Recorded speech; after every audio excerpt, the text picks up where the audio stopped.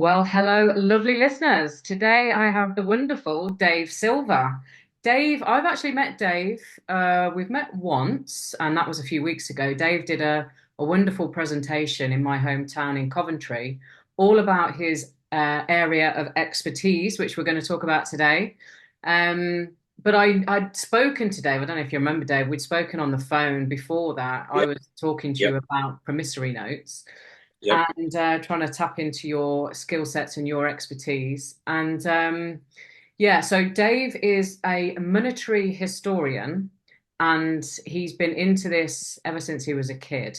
And currently living in London, but I know that you're hot-footing it to Wales as soon as you can. So Yep. we can talk about that and why you're doing that in a bit more detail later.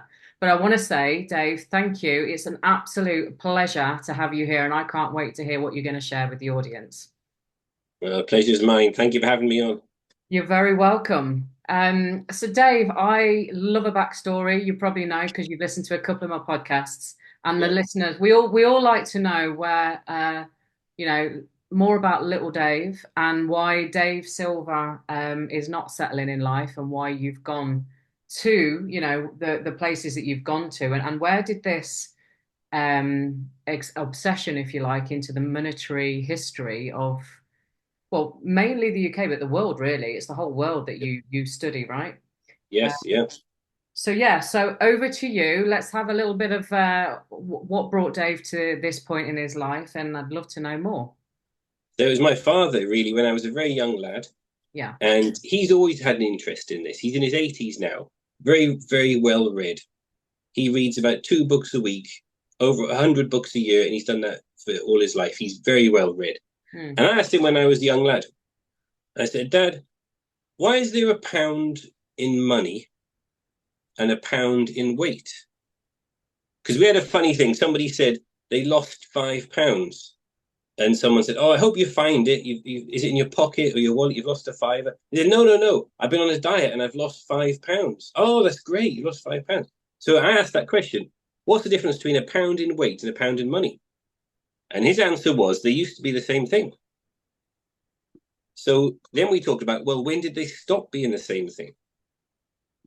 And that is a very interesting question. I think I know the answer, but that takes a lot of studying to find out when they stopped being the same thing. A pound in weight and a pound in money. And that started on my journey. I've been always interested in money. When we go to museums and we travel, and to see the difference of all the different promissory notes around the world, I've got one to show you here. Now, there's been tens of thousands of these all through history. This is a promissory note. This is a And fifty all, pound. This is a £50 yeah, note for those that are not watching but listening. and this is still a valid one today, but there's been literally tens of thousands of all different promissory notes all around the world. Going back to ancient Babylon, they were clay tablets, and then they were animal skin leather. And then when paper was invented, papyrus, the first forms of paper. But in Asia, they had them on barks of trees. The great Khans, they had barks of tree. And then, of course, when paper, all these different promissory notes. And it always goes through 3 cycles. The first stage one is promissory notes convertible for gold and silver, which makes people have faith in it because you can convert it for gold and silver. And then when people get used to using the promissory notes, they go to stage two, suspend convertibility of the promissory notes. So you can't convert it to gold and silver anymore. People are just used to using it. And then stage three always happens. Gold and silver revalue up to account for all the promissory notes added to supply since the last time the cycle repeated. And that's happened tens of thousands of times all around the world. And it will happen again.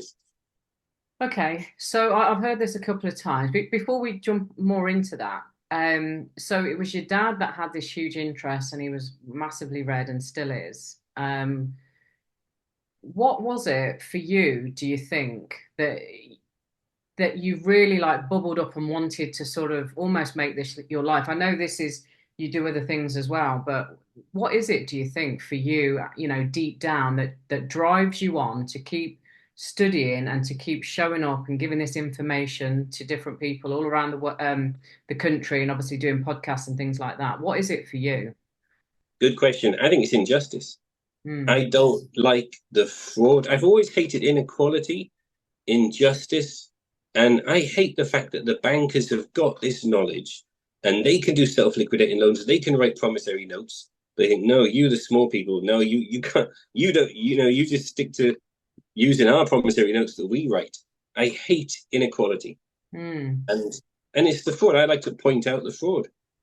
And what did your dad do as a living? You know, he's obviously very well read. Fisherman, yeah, fisherman, yeah. He's not particularly well educated, like in a secular sense. Fisherman, did you say? Fisherman, lobster and crab, yeah. Now we're Wow. not fishermen, and my grandfather's fisherman. I'm from a line of fishermen. Yeah, And working class. where are you from originally? Because I know you're in London at the moment, but Yeah, where? well, from South Wales originally. Ah, right. Okay. Yeah, moved to London when I was 19, and then stayed there since. Got married, had kids, but we want to go back to Wales. Yes. Yeah. Yeah, Which we're going to talk about.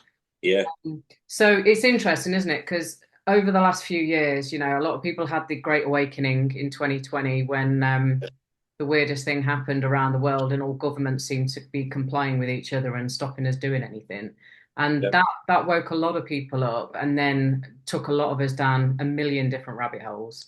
And then you yeah, realize that the world is being run by uh, Satanist pedophiles, yeah, for want exactly. of a better phrase. And but what I've discovered, and certainly over the last few months, is that the people that are really awake and willing to do something about it, more importantly, are the ones that are closer to the land, to the Yeah, practical stuff. It's not the people sat pen pushing, as my dad used to call it, yeah, with a load of paper on their desk. It's the people that are down and dirty and out there, you know, living life practically. And what I've also discovered with those people is their hearts are huge. A bit like what you just said about the injustice of it all. yeah, It runs so it almost runs through like a you know like a stick of rock, doesn't it? yeah, And not everybody, because we there's always arses in every movement, and you never know who's quite genuine and who isn't. But I'm starting to appreciate the genuine ones, and those genuine ones have just got these massive hearts, and they're want to doing help people. yeah, they're doing things like you said, Absolutely. doing things for free, just getting the Yeah, information out there, helping each other. yeah, and that's what I want to teach people about self-liquidating loans. Because Yeah. if you ask any of the bankers, I've talked to bankers, do self-liquidating loans exist? No, no, it's a myth. That you self-liquidating loans do not exist. Well, that is a lie. They do exist, and it's like anything else in life. It's easy when you know how. The Hmm. bankers are taught how. If you research the repo market, it's a rabbit hole you go down. Self-liquidating loans happen every day, And huge amounts. what do you mean by a self-liquidating loan for anybody that doesn't understand? One way to say it is expanding the currency supply, creating currency out of thin air. So in stage two of the monetary cycle, promissory notes suspended convertibility. They suspend convertibility for gold and silver. Now there's no limit how many of these can be added to supply. And in this stage of the cycle, the supply will keep expanding until it collapses. And we're at the end of stage two now. So anybody can expand the supply. And there's no loss, harm, or injury. Nobody loses anything. So I teach people how to say it's 30,000. That's the magic number. Yeah. If you do a self-liquidating loan for £30,000 sterling, when you sign that loan agreement, you create 30,000 units of currency. A second before you signed it, they didn't exist. When you agree to the loan, you sign it, you create £30,000. And the currency supply of the world is expanded by £30,000 now. And if you didn't create it, somebody else would have. The bankers would have. So you create this currency. And what we've discovered lately, Mel, is that there's a window of 14 days after you take out the loan, which is incredible. We've discovered this. So you say somebody goes to a loan company like 123 Loans, something like that, and you apply for this loan. Some people go for 30, might be 20,000. You apply for this unsecured personal loan, say 20 or 30,000 pounds, and in 14 days, you can write to them and say, actually, I don't want to take this loan, and you can stop it so it didn't even appear. But you've got the money in your account. You've got £30,000 in your account. Now, what we do, we write a promissory note and do it correctly. I promise to pay the bearer on demand the sum of £30,000 sterling, and we got everything correct. You have a covering letter. I don't want to take this loan, please, and I want to settle it completely within 14 days. There's nothing else to pay. You've still got the 30,000 in your account. And there's a few levels of resistance that we've talked about. But what we've discovered now, this word sterling is very, very powerful, and it's very important. You promised to pay £30,000 sterling. And in the small print, we used to say it was depending on if the Bank of England honoured their promise on their promissory notes. But in the Bills of Exchange Act, it says you can't have a conditional promissory note. So now we say in the small print on the promissory note, conforming to the Bank of England having honoured their promise on their promissory note. So it's not conditional. In legalese, conforming means the same as. So we put a little small print on our, because a lot of people are worried, if you say, I promise to pay £30,000 of silver, this is what Richard Rose was worried about, that you will have to pay £30,000 of silver. Yeah. I mean, that's a lot of silver. Imagine that on pallets, Yeah. 2.2 pounds in a kilo. That's like 15,000 kilos of silver. You need a lot of forklift trucks. Now, this is why it's so powerful. If you put that on, it goes up to the first level. Say the girl on the front desk, she doesn't know what to do with it. She sends it to the legal department. They don't know what to do with it, and they send it, and they might write back to you, we don't accept promissory notes. When it gets to the banker level, they somehow think, they get a message from the top, no, we don't want people asking questions about this. We don't want people thinking about silver. Just mark it as settled. Mark it as settled. We don't want people thinking they have to take silver off the market. Okay. And it's very exciting. Yeah. So let's just backtrack a bit, just for clarity. So this self-liquidating loan, you said you go and create a loan with 123. So do you have to actually go and get a proper loan with an established company? Yeah, financial, do it online, Google loans for you, whatever, and apply for an unsecured personal loan. If you can, if you haven't screwed your credit file up like most of us have at this point. I can help with that. You've got to have a clean credit file. The better the credit file, the more you can get. If you've got a few things on it, you might only be able to get 10,000 the first time or 15,000. But if you've got a clean credit file, and if you haven't, you could just wait 6 years. After 6 years, the last thing will drop off. Every 6 years, there's nothing bad on your credit file. So you apply for a loan. Let's say we get the 30,000. Yep. And then you're saying within the 14 days, you then go back to the loan company and say, I don't want it. I want to pay it off in full. I want to pay it off in full. And then you pay it off in full with a note, a promissory note. Promissory note. Yep. And so you've added in the extra note of in sterling, etc., etc. I need to have a look at the promissory note that I've used already that hasn't been accepted. Surprise, surprise. You want to put sterling on it? Yeah, just to see what it's got on there. Yeah. Okay, so you've done this in practice? Not me, no, but people in my team. People in your team. I got to wait for 6 years. I've got a bad credit file, but I think 2025, I'll have a good. it'll drop off next year. I'll have a clean credit file. 6 years ago. Right. So what happens is you create £30,000 when you take out the loan. You create that currency, and then you create another 30,000 when you write the promissory note. Yeah. Different ways to measure currency supply. M1 is cash in circulation. So your first 30,000 was M1 money supply, and then M2 is like bank deposits. And when you write this promissory note, that will go on the lending institution's balance sheet. They've expanded their balance sheet by 30,000. That's a financial instrument that has increased their net worth. That's M2 money supply.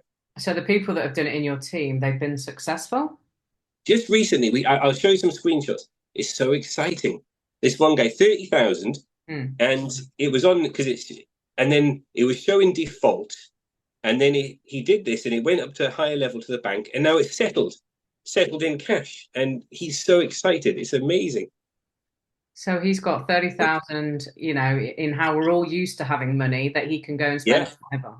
M1 money supply, that's cash in circulation. Okay. Nobody loses anything. There's no loss, harm, or injury. You created that £30,000. If you didn't, somebody else would have created it anyway. There's no limit to how much you can expand the currency supply until it all collapses. There's no limit. But the real secret is, why is this word sterling so powerful? They don't want people thinking about this question I asked my father. What's the difference between a pound in money and a pound in weight? Because they did used to be the same thing. So this note is signed by Sarah John. And it says, I promise to pay the bearer on demand £50, you see. £50 of what? Well, it's sterling silver, isn't it? It's a promissory note. At the moment, it's a suspended promise to pay.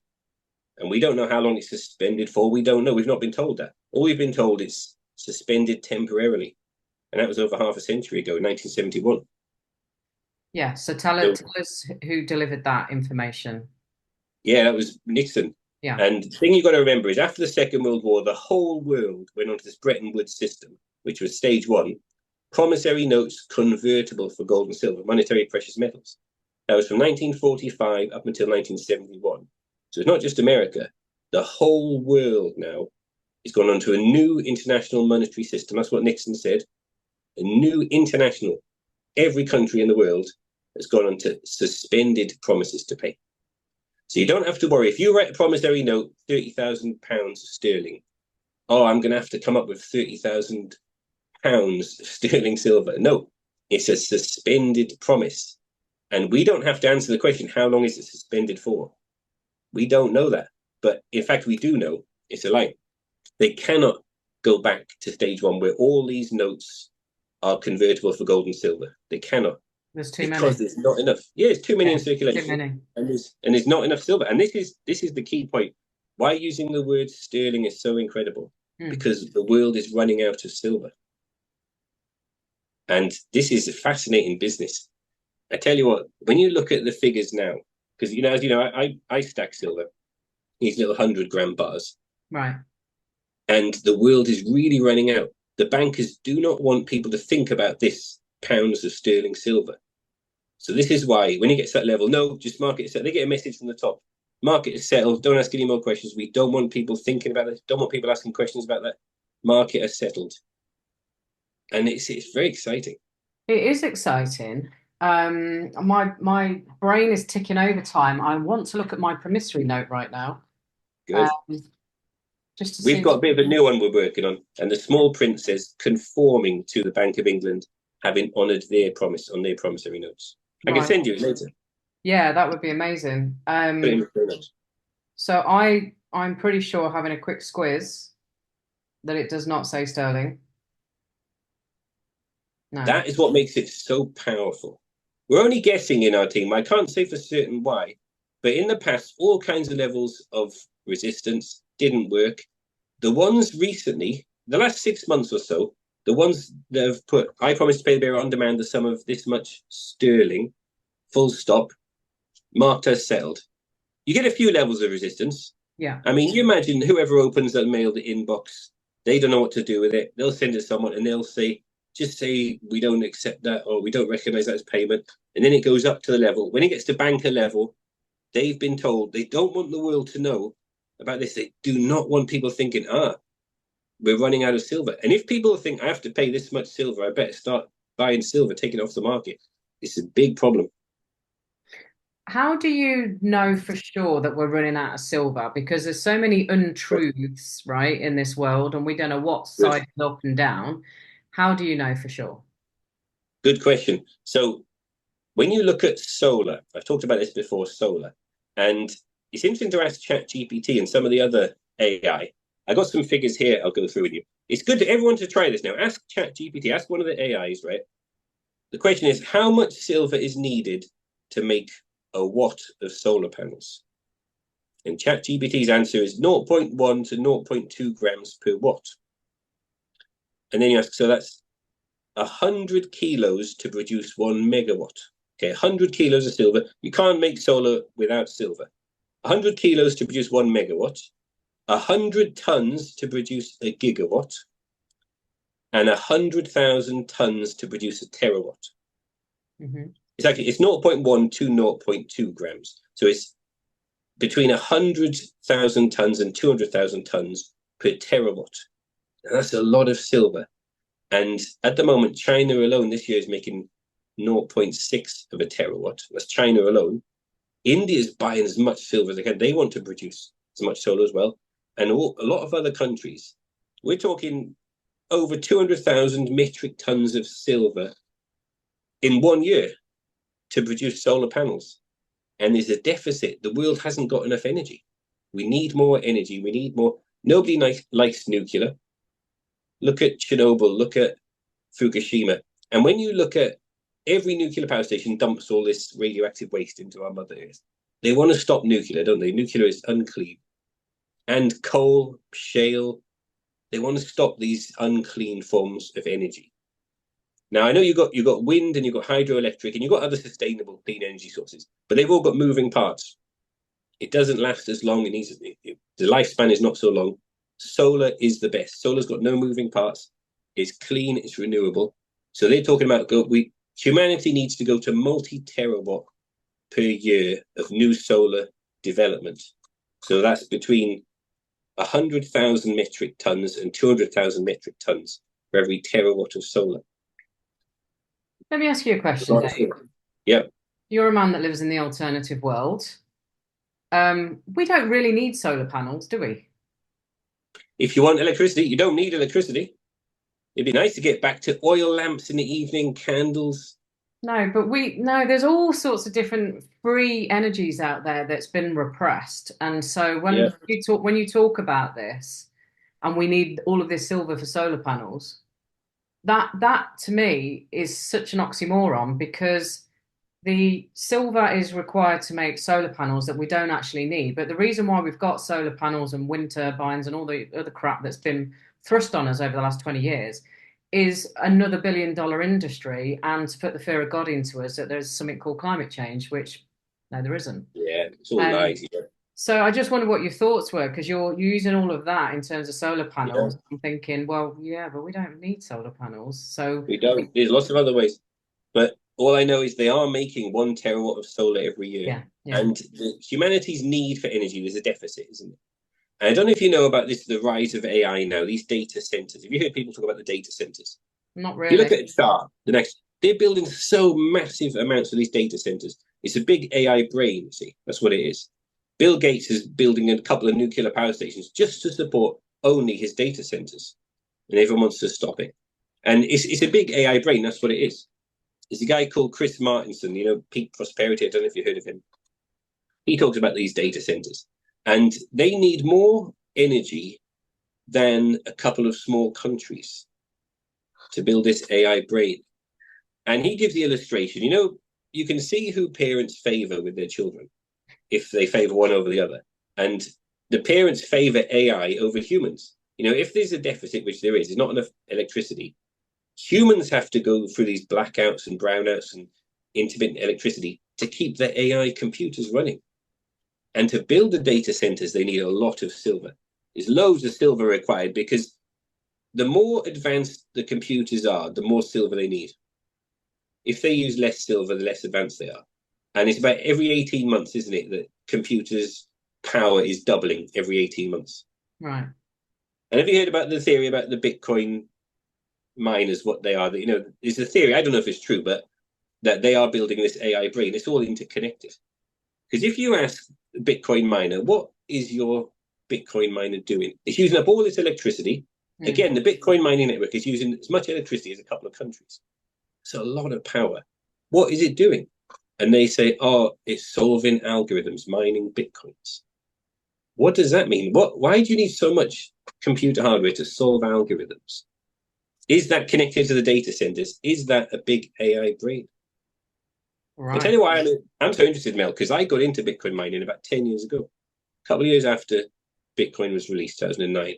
And me and my brother, we spent a lot of money on all these computer parts and motherboards, mobos, and graphics cards, fans to keep it all cool. And we built this big Bitcoin miner. And I didn't know about Jeffrey Epstein, he's the first Bitcoin millionaire, and all the pedophile network, this Tether, it's all run by pedophiles. I didn't know that. I regret getting into Bitcoin mining. But a friend of mine, him and his wife, newly married couple, and his wife said to my wife, the only place we can talk is the kitchen. Because the rest of his apartment was all full up with fans, keeping it all cool, using up loads of electricity. It's all plugged into the Bitcoin network. And it looked like, Matrix number 3, Mega 61. He turned his apartment into this big AI brain, connected up to. And AI has convinced humans that keep expanding our brain and we'll give you these virtual tokens, Bitcoins, Litecoins, whatever they are.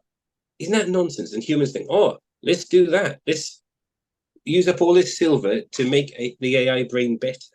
And they're totally deceived into thinking that these bitcoins are worth something when there's nothing there. Nothing there at all. Yeah, I mean, I've done a bit of crypto buying. I've got a bit of Ethereum right now. I don't understand it. I don't pretend to understand it. Um, but in terms of the mining, yeah, I'm just like, What is it doing? yeah. And then you've got your NFTs, is it? NFT, non-fungible tokens. Yeah, I hate Non-fungible tokens, and then nothing you can there. go and buy a piece of virtual fucking art. And it's Yeah, like, not. why? Why? What is this? I don't get it. Could it be AI has deceived humans into building this big AI brain like Matrix 3? All these data centers are using more power than small countries. And there's not enough power for humans going forward. But there's not enough silver. You can't have the electricity without silver, and you can't have the data centers without silver. It's so essential. And why this is so interesting, if you put, I promise to pay the bearer on demand this sum of pounds sterling, when it gets to a certain level, right, we can't have people thinking about that. Market is settled. That's our theory why they're getting marked as settled. I don't know. There might be something more to it, but the ones with the word sterling on are having more success than the ones without. Okay, so personal That's it. question for my Yep. benefit here, and this will resonate with some people listening as well. So the promissory notes that have already gone in that have settled that were there to settle a bill, whether it be council tax, mortgage, whatever, that haven't been Registered. where it hasn't been settled and they Yep. haven't returned it. What would your advice be? Because obviously, let's take the mortgage for example. Say that was for 200,000. But now the mortgage company are telling you it's 230,000 because that was a few months ago because they haven't basically settled it. What would you do then? They've had this promissory note for 200,000. They've not returned it. They've not done anything with it. Would you just send a new one for the new amount? Or would you, this invoice thing where you basically send them an invoice because they Yeah. haven't returned the promissory note? What's your thoughts on all of that? I'll be brutally honest with you. In our experience, not much success with more than 30,000 with promissory notes. You could just keep fighting back and forth. But we've never had it marked as settled more than that. 30,000 seems to be the magic number. And I know why. In their laws that they write, anything less than 30,000, you could self-liquidate the loan with a DRO. It's called a debt relief order. Maximum of 30,000. And you could just do that. You could do a debt relief order and you wipe it out. But that stays in your credit file for 6 years. You can't do any more loans for 6 years. But over 30,000, we've not had any success yet in my team. But some people said they have. I don't know if they have or not. But the advice would be just keep fighting. But this is the thing, you've got to have the right attitude because the process is the punishment, isn't it? They want to punish you by the process is the punishment. You've got to have the right attitude and think, this is an interesting pursuit. I'm going to fight it. But I don't think you're ever going to get it settled over 30,000. And I know I'm just being brutally honest. I've had people, I say, look, I don't think it's going to ever be marked as settled. Do you want to keep fighting it? You can have success with under 30,000 unsecured personal loan. That would be success. You can have it settled. It's gone. And you still got clean credit file.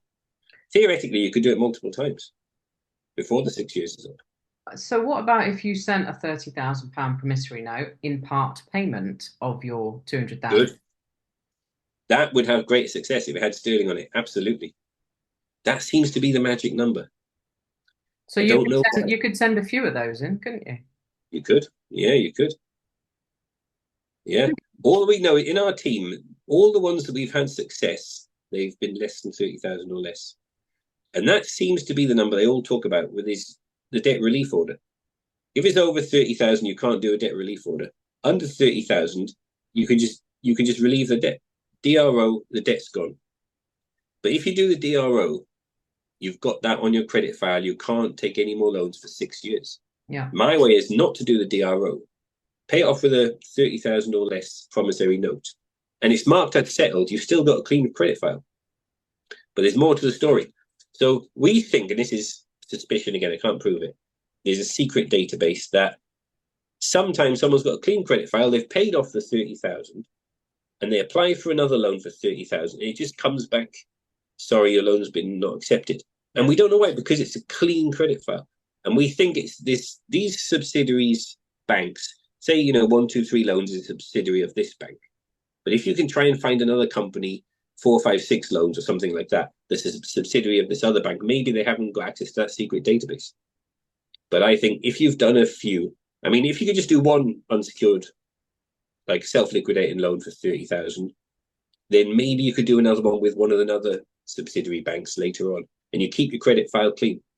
You've got no mark on the credit file. It's not that they marked it as settled, as paid off, or some did that. But if you do it within 14 days, it's just gone. There's no even record that you borrowed the 30,000. Within the 14 days, you paid it off. Okay.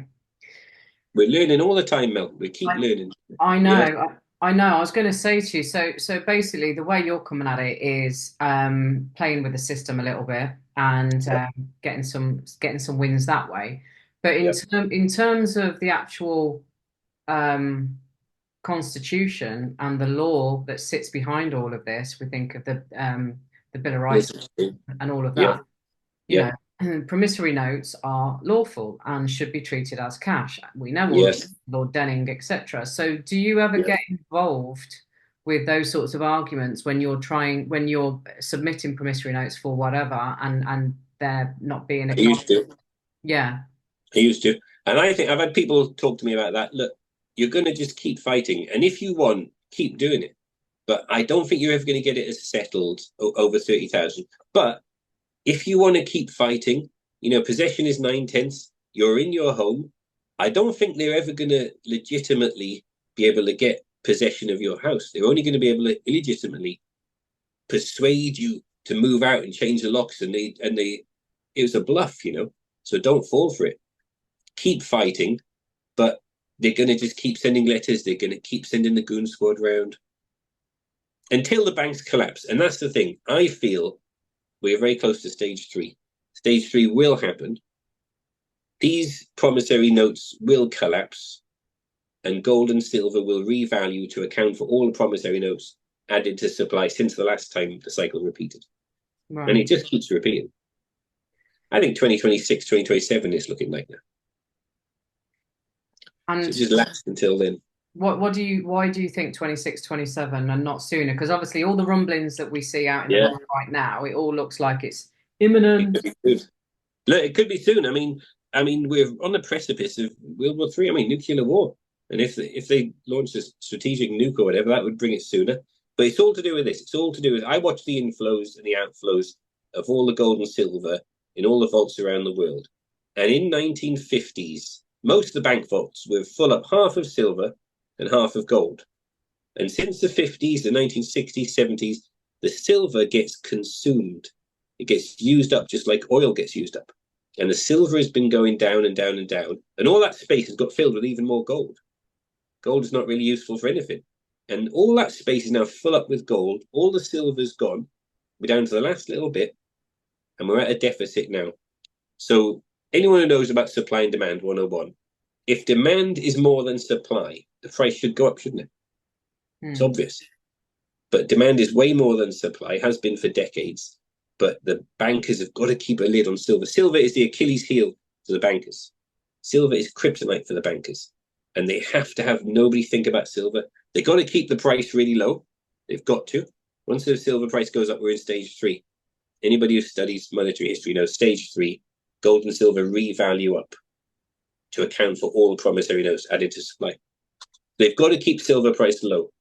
And that's why I think 2026, 2027. Okay. But it could be before then. Could be before. So to sort of backtrack a little bit, and for simplicity, anybody that's sort of brand new into this world and are like, promissory notes, what? And how can you just do this?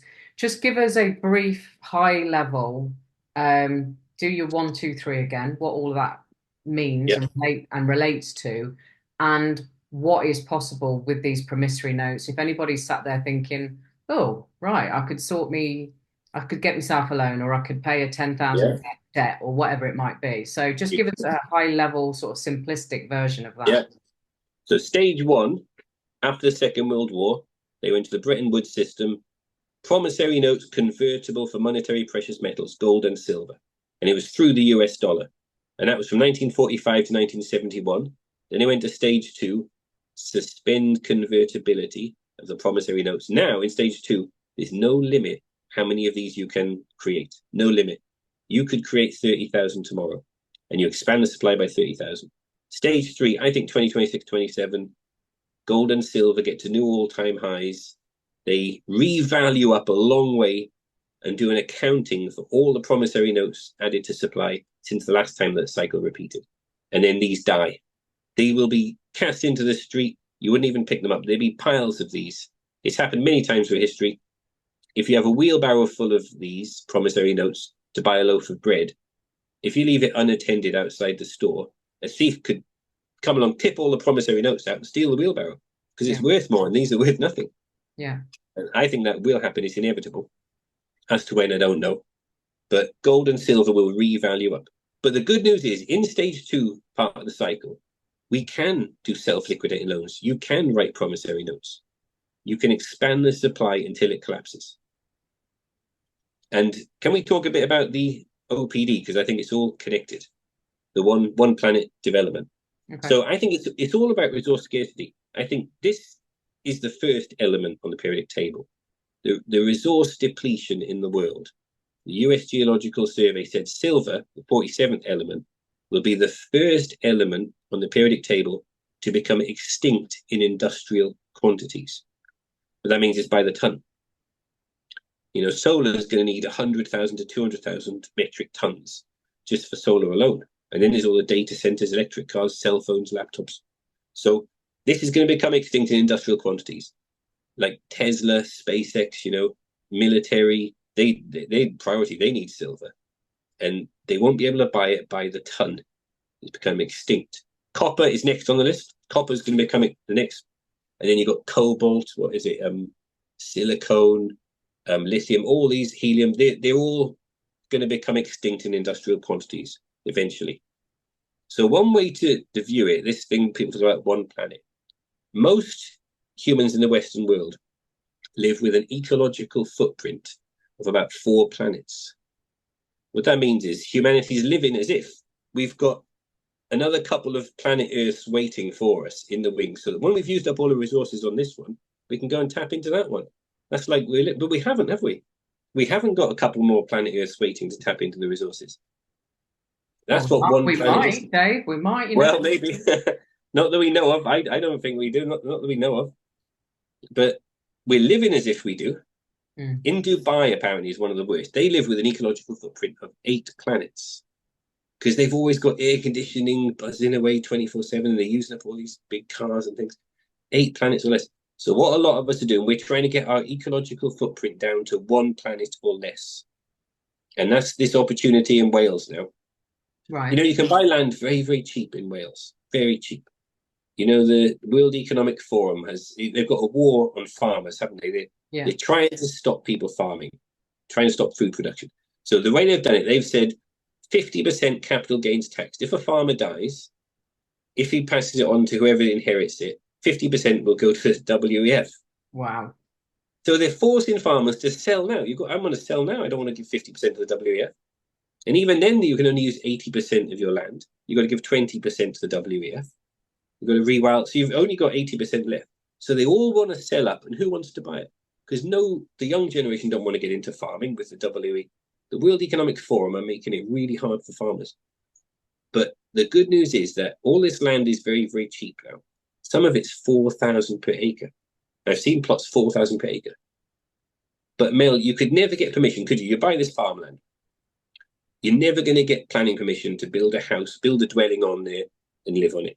Yeah. And I've had a lot of keyboard warriors, they say to me, oh, I'll build a house.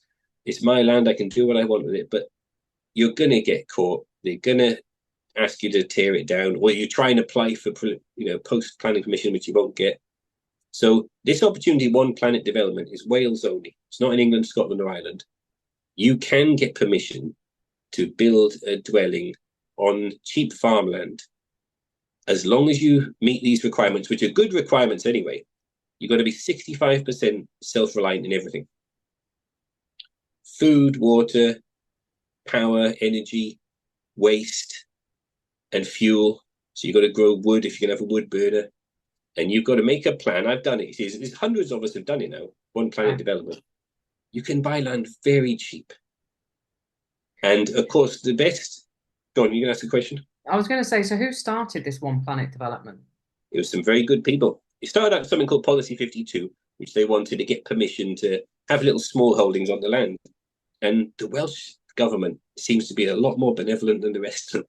They said, yeah, there's some good people high up. And they've said, yes, we will do this thing. You can buy cheap land and you can get permission legitimately to live on that land if you meet all these requirements. And there's a few requirements, you know. You've got to be really self-reliant. You've got to be a producer of food. And your home has got to be zero carbon in construction and use, which is a bit meaningless but you've got to have a sustainable home.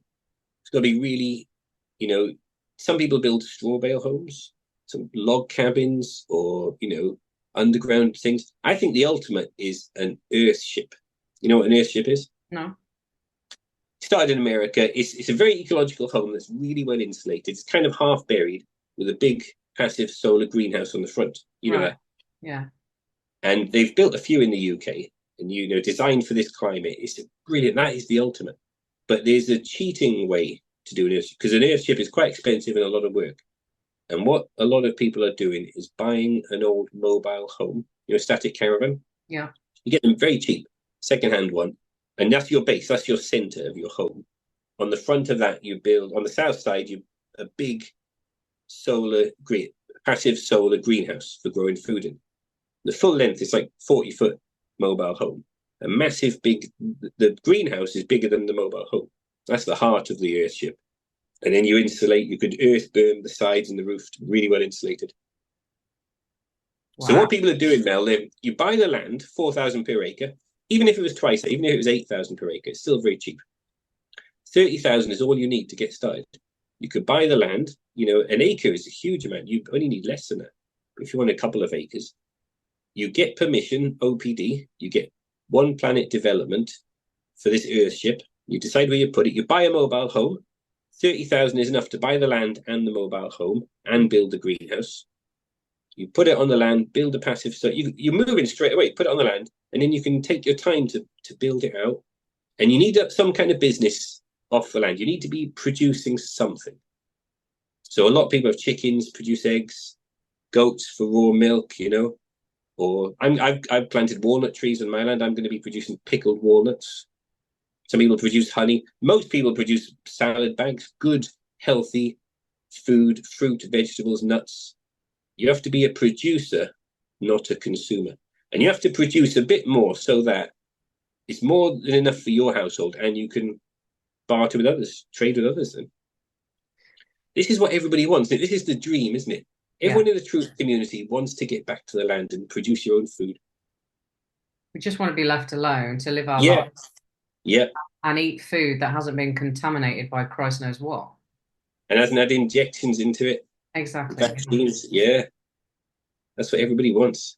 So when are you likely? So okay, so obviously there's a stage in this where you have to build it out, etc. Um, Yeah, is there any sort of stipulations in terms of it's got to be ready right. and sustainable by 12 months or? Yeah, 5 years. You got 5 years. Okay. So you get your application. If you buy the land and you put an application in for one planet development, and you've got to draw it out. I want to put my home here, greenhouse here. I'm going to have my micro livestock here, whatever. And you've got to fulfill all these requirements, and then you've got 5 years to do that. And you in your application, you write, by year one, I want to get the mobile home in place.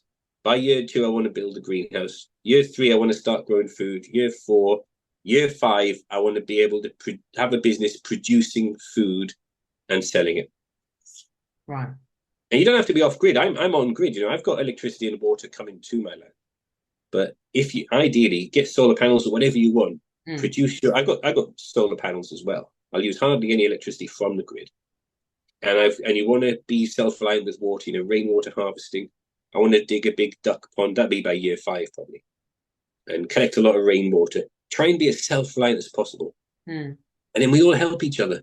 You know, there's all these farmers market meetups. They're brilliant to share goods. You know, whatever you produce, your produce. Yeah. So when are you expecting to move?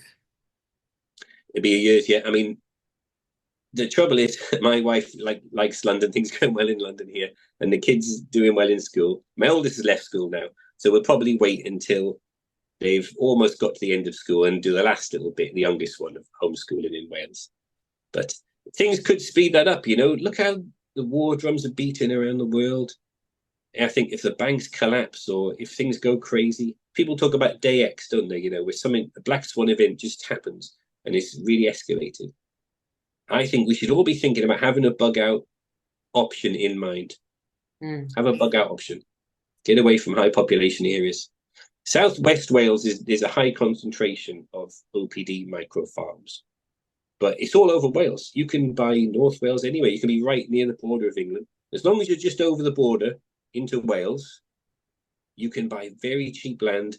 And I think 30,000 is all you need. If you do an unsecured personal loan, a self-liquidating loan for 30,000, that's enough to buy the land, buy your home, move in. And then you could do another self-liquidating loan once you've self-liquidated the first one to get set up with livestock. You might want to fence it off. You might want to keep progressing your plot every year. And are you sort of, presumably somebody introduced you to this? Are you sort of helping others to do this? Yes, Have you already bought the land and it's just going to be a slowly, surely over the next few years? exactly. We planted the trees. We planted walnut trees, 25 foot apart in triangles. They're grafted trees. It's the root stock onto another one. It's like a tree on steroids. So I'm hoping they'll really grow really well. We're producing about a quarter of a ton of walnuts already. Wow. That was my bit. You have to put on your plan what you're going to produce. But I want to have chickens. I want to have goats. At the moment, a lot of my plot is just all blackberry bush. So I want to build this. Have you heard of a goat mower? No.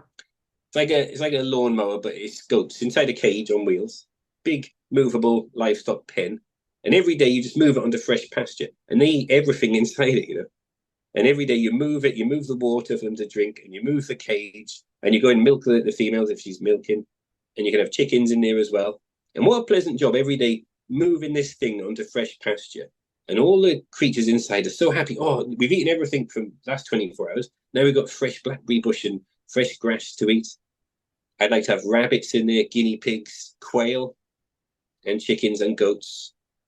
When we're ready, it'll be a long time before we're ready for that, before we move on to the plot. But slowly, just keep slowly progressing. You used the word cage there, Dave. That might have got some people's heckles up because we like free range. Yeah. Oh, these are free range. They're protected from predators. If you don't have something to protect them, foxes and birds of prey will eat them. I just want to protect them, but they're free, absolutely free range. It's a massive cage. Right. My walnut trees are 25 foot apart, so I want to be able to move this thing. It's like, some people fence off an area to have your livestock. That's what I'll do, but my fenced off area will be movable once they've eaten everything in that area. And by the time I get back to the start, I'm hoping all the grass will have grown back enough and they'll have good pasture again. As long as the grass and weeds grow back faster than they eat them, and as long as they breed faster than you eat them, you've got an infinitely replenishing food source for free. And what they leave on the ground is such good nutrition for the ground, isn't it? Yeah. They'd be eating the weeds. Their manure on the ground is such good nutrition for the ground. I think this is what everybody should be thinking about, being a producer of food. Some people are producing wine, cider. Oh, that sounds good. It sounds great. You on your OPD plan, you need some kind of to produce some kind of food or drink. Yeah. Vegetables, nuts, fruit. And is there a website people can check out for this? Yeah, there is. There's something called the One Planet Council, and they help me a lot. They're brilliant. Volunteers, they'll answer any question. And you can actually see on the One Planet Council website, you can see previous applications. And you can go through to see what they've done, and they tell you everything, how much they spent. A few people have done it for 30,000 or less. Yeah. That's buying the land, buying your home, moving on. And I know it's a big step. People think, well, I don't want to, I'm living in England, I know my friends around here. But you don't have to be so, you can buy the land and take 5 years to get it set up. And then you decide then, shall we move? It's a big step to move to Wales. But I think Wales is becoming like the prepper and like the survivalist and the self-reliant capital of the world. People are moving there from all over the place. There's a couple of prepper meets in Wales now. Have you heard of them, Mel? No, I haven't. No. I've been to a few now. They started off, there was one, all the preppers, they did a meet, and it started off in England. And then it moved to, and it's getting bigger and bigger every year. But in the last few, you can bring your family, there's kids there. It's fantastic. Hundreds of people, they all come for this big prepper meet. And everybody brings interesting things. If you produce cider, or you produce pickled walnuts, pickled eggs, something like that.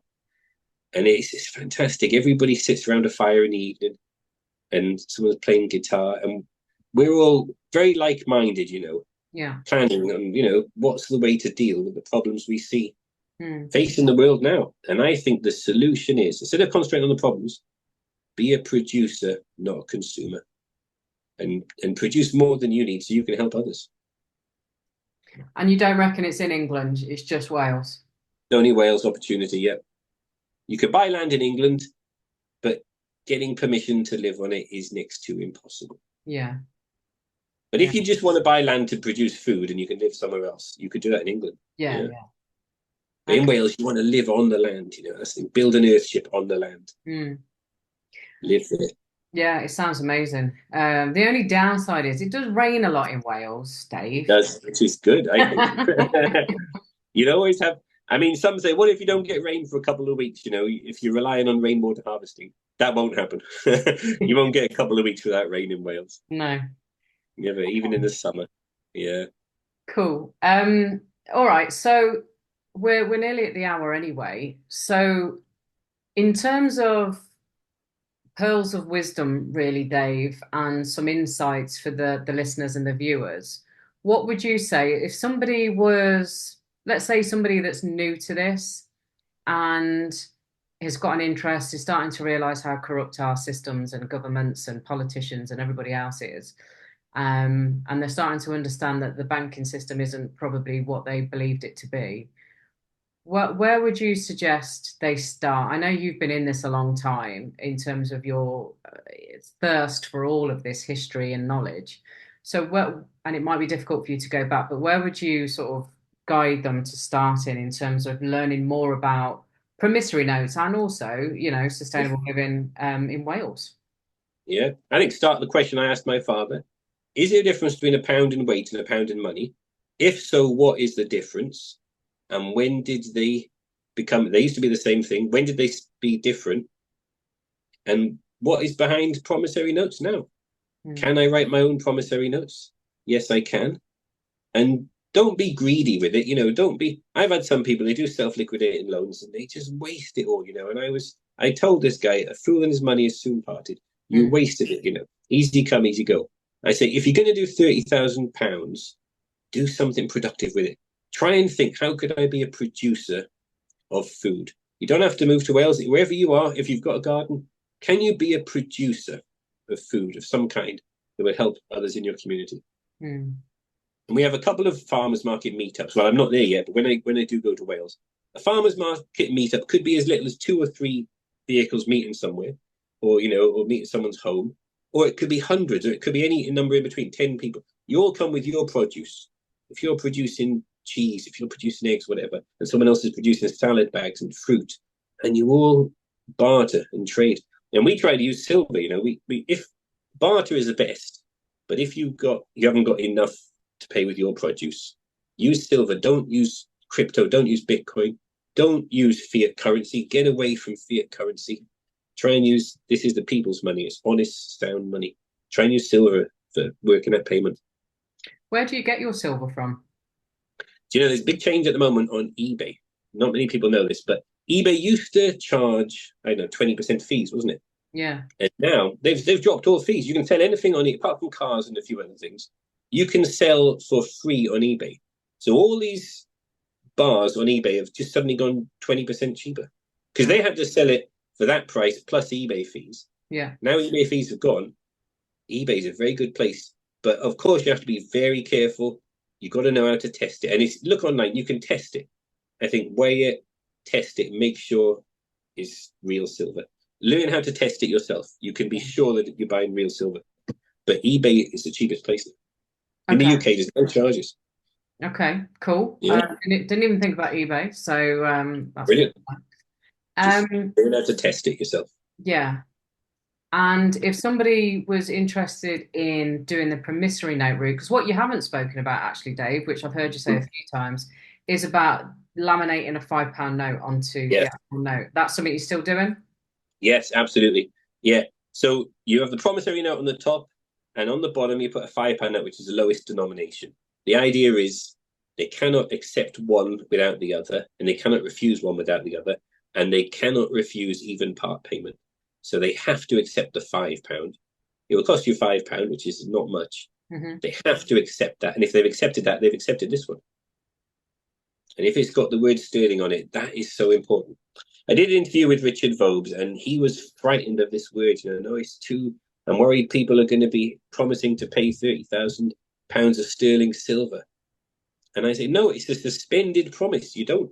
It's until we're told it's not suspended anymore. It's a suspended promise to pay, and it's conforming to. If these go back to stage one, the promissory notes convertible for gold and silver, then yes, you will have to. You promise to pay £30,000 of silver, but I guarantee that's not going to happen because silver is really running out, Yeah. and it's really getting very rare. So they're not going to go back to stage one with these promissory notes. You have to wait for the banks to collapse, and in the future, Russia and China are talking about going back to stage one. They've got a currency called the unit, the BRICS nations, and that is going to be promissory notes that are convertible for gold and silver. It's a whole new promissory note system. And when that comes out, that will make these useless. These will be worthless. Yeah. Compared to one that is convertible for gold and silver. But it's a unique opportunity, isn't it, Mel? That we can write promissory notes now. We can expand the currency supply now. Yeah. And do something good with it. Be a producer of food. Are you happy to help people with the actual promissory note, Dave? I will, yeah. I mean, I do consultations. I don't like it, but I do charge that because I got so many people asking me. But I will help you if you want. I can do a consultation with you. I charge a little bit for it, but I'd be happy to. And also, if you want to do OPD, because I paid someone to help me with my OPD. I paid a consultant, and it's been years getting it going. I've learned so much now, and I'm happy to help. If somebody wants to apply for One Planet Development, I can help you find the land, apply. Once you got permission, then help you get set up if you wanted to. Yeah, you're happy to. So is there a website or somewhere they can go to connect with you? No, I haven't got any website or anything, but put my email in, can you, in the show notes? Sure. Okay. Yeah. It's daveandmayu@gmail.com. And I'm quite happy for anyone to email me. Yeah. Cool. All right. That's brilliant. Oh, it's great speaking to you, Mel. It's good to see you again. Yeah. Thank you so much. You're welcome. I like to finish these, Dave, before you head off for your weekend. Final words, any pearls of wisdom to finish this wonderful conversation? 2 words. Buy silver. Is Take Silva real is silver off the market. I keep meaning to ask you, is Silva your real surname? No, it's not. I But thought, take what would real be the silver odds? off the market. That's how you stick one to the banks. Take real silver off the market, cause the shortage. That will collapse the banks. That's what we want. Perfect. All right. Thanks, Dave. You've been an Thanks, absolute Mel. legend. And I know the listeners are going to get a lot of value from this.